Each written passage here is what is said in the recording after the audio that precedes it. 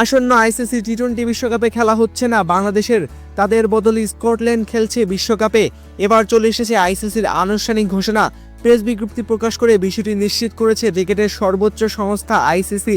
বিশ্বকাপের ম্যাচ ভারতে খেলতে না চেয়ে আইসিসিকে প্রথম মেইল পাঠায় বিসিবি গত 4 জানুয়ারি। এর আগের দিন অর্থাৎ 3 জানুয়ারি মুস্তাফিজুর রহমানকে আইপিএল থেকে বাদ দেয় বিসিসিআই। ভারতের বোর্ডের নির্দেশ মেনে কলকাতা নাইট রাইডার্স পিচকে স্কোয়াড থেকে ছেড়েও দেয়। এরপরই যেন ক্ষোভের আগুন জ্বলে ওঠে বাংলাদেশে। সেখান থেকে নিরাপত্তার কারণে বিশ্বকাপের ম্যাচ ভারতে খেলতে না চাওয়ার ব্যাপারে সরব হয় বিসিবি। তাদের সাথে যুক্ত হয়ে যায় সরকারও।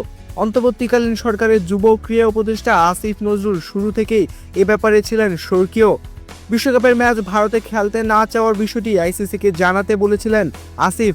সে অনুযায়ী বোর্ডও ভারতে না খেলার ব্যাপারে শুরু থেকে শেষ পর্যন্ত অনড় ছিল। গত 21 জানুয়ারি আইসিসির বোর্ড সভায় বাংলাদেশের ভারতে না যাওয়ার বিষয়টি নিয়ে ভোটের আয়োজন হয়। সেখানে বাংলাদেশ এবং পাকিস্তান বাদে বাকি সব দেশ বাংলাদেশের বদলে অন্য দল নিয়ে বিশ্বকাপ আয়োজনের পক্ষে ভোট দেয়। 2-14 ভোটে হেরে যায় বাংলাদেশ। এরপর একদিন সময় চেয়ে সরকারের সাথে মিটিং করেন বিসিবি কর্তা এবং ক্রিকেটাররা। সেই মিটিং শেষেও ভারতে না খেলার ব্যাপারে অনড় অবস্থান আইসিসিকে জানিয়ে দেয় বিসিবি। ফলে নিজেদের নীতি মেনে বাংলাদেশকে বাদ দিয়ে স্কটল্যান্ডকে বিশ্বকাপে অন্তর্ভুক্ত করেছে আইসিসি।